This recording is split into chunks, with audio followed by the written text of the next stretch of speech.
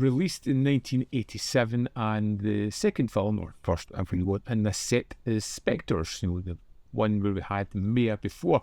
And Maya is most definitely the better movie of these two. Specters, in fact, is a rather slow film that never really seems to get anywhere. The budget is rather low, and the idea and the plot behind it, though, is really kind of terrific. They've uncovered this mysterious tomb, catacombs under Rome, the contents of which have an ageless beast that's going to prey on man once more. Although we'll only ever see the arms of this creature, because it's one of those ones where they probably didn't have the budget to do the full thing for most of the film, and you just get to see arms grabbing people at random. Now, the characters in this one are tedious, uninteresting people. Great. You are just great. Hi there. Give me a lily. You do get some great actors though. We get Donald Pleasance here playing a character who is very much within his wheelhouse, someone that he is very familiar in playing, and he could do it with his eyes shut. I saw evil Marcus. I looked into his eyes. In fact, it seems as though he is doing it with his eyes shut for most of this movie, because it just becomes a character that is deeply, deeply uninteresting, much like everybody else here. There are some good points to the movie.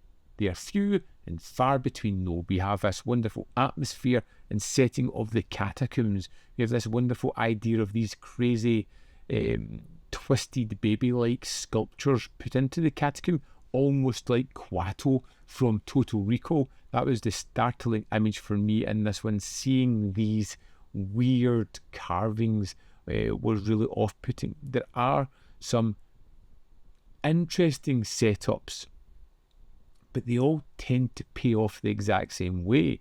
A character will make an excuse as to why they're plausibly not going to be around any longer, at which point, once they're finished doing that, they will then be dispatched by, as I said, this two-armed monster that you never actually see a body, so could technically be two floating arms for most of the movie, just killing people.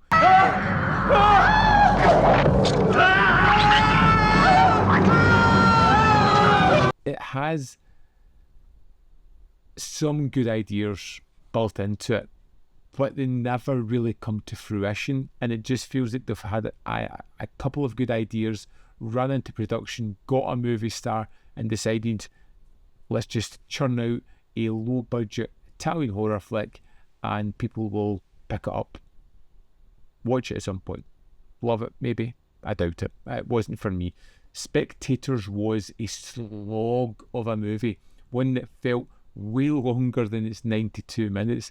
The characters were deeply uninteresting, the kills were repetitive and not that gory or bloody or interesting to keep me going.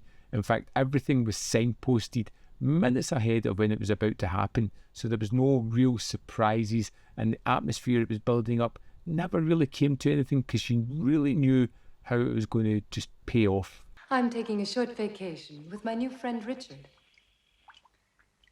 And don't try looking for me, please. I wanted to love it. I had Donald Pleasance in an Italian film, so I had things going for it that I would normally have liked.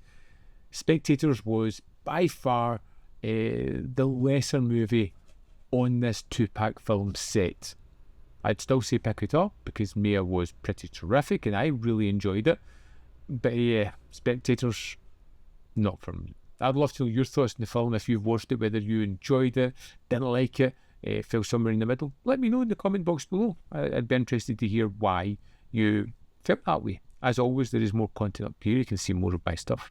In the description box below are links to Patreon, membership program, and at manvfilm.com. Always in which you can support me. Thanks for watching, and I'll see you next time.